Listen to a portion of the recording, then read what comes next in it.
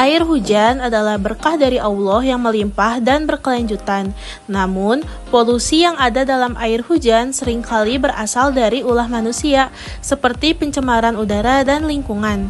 Oleh karena itu, meskipun air hujan adalah anugerah, kita harus bijaksana dalam memanfaatkannya agar tetap aman digunakan. Di Rumah Kayu Permakultur, kami mengikuti prinsip dasar permakultur dalam mengelola air, yaitu tangkap sebanyak mungkin, simpan sebanyak mungkin, dan sebarkan. Prinsip ini penting dalam memanfaatkan sumber daya air secara berkelanjutan, dan salah satunya melalui penampungan air hujan. Dikarenakan air hujan 15 hingga 20 menit pertama yang turun setelah periode kering biasanya membawa polutan dari udara dan permukaan tanah, kami merancang 5 rute pemanenan air hujan untuk memastikan air yang digunakan aman dan bersih. Berikut adalah penjelasan dari setiap rute. Rute pendek 1. Air hujan ditampung selama 15-20 menit pertama.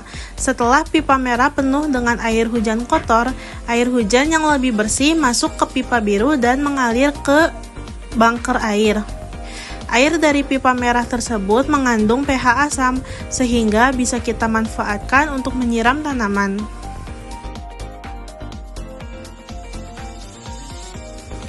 Rute pendek 2. Air dari talang di belakang rumah langsung dialirkan melalui pipa ke toran belakang, kemudian diteruskan ke kolam eceng gondok. Eceng gondok berfungsi secara alami untuk menyerap zat pencemar, sehingga air menjadi lebih bersih sebelum digunakan untuk keperluan lainnya. Rute sedang. Air hujan ditampung selama 15 hingga 20 menit pertama. Setelah pipa merah penuh dengan air kotor, air hujan yang lebih bersih masuk ke pipa biru dan mengalir ke bunker air.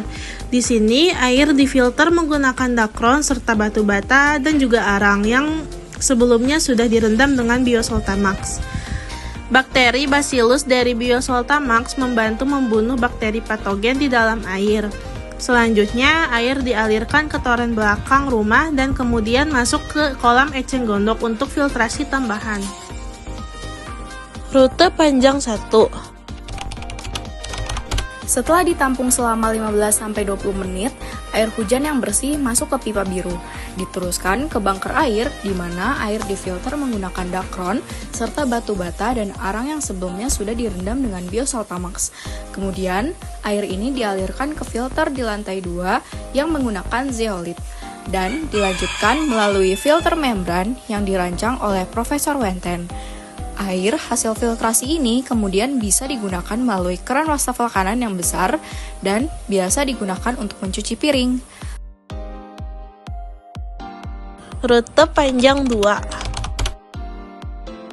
Air hujan yang sudah ditampung 15-20 menit pertama masuk ke pipa biru, lalu difilter di bunker air menggunakan dakron, serta batu bata dan arang yang sebelumnya sudah direndam dengan Biosoltamax. Air ini kemudian melewati 3 tahap filtrasi.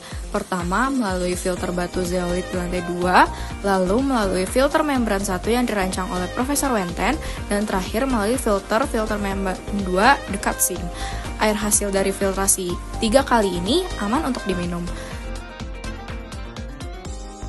Selain itu, kami juga memanfaatkan air hujan yang ditangkap untuk saluran spel dan biopori, yang membantu menyerap air hujan ke dalam tanah, mengurangi limpasan air, dan mendukung kelestarian air tanah. Dengan sistem penampungan dan filtrasi yang mengikuti prinsip permakultur ini, kita bisa memanfaatkan air hujan secara optimal dan berkelanjutan, mulai dari menyiram tanaman, menyediakan air bersih untuk kebutuhan sehari-hari, hingga air minum yang aman dikonsumsi.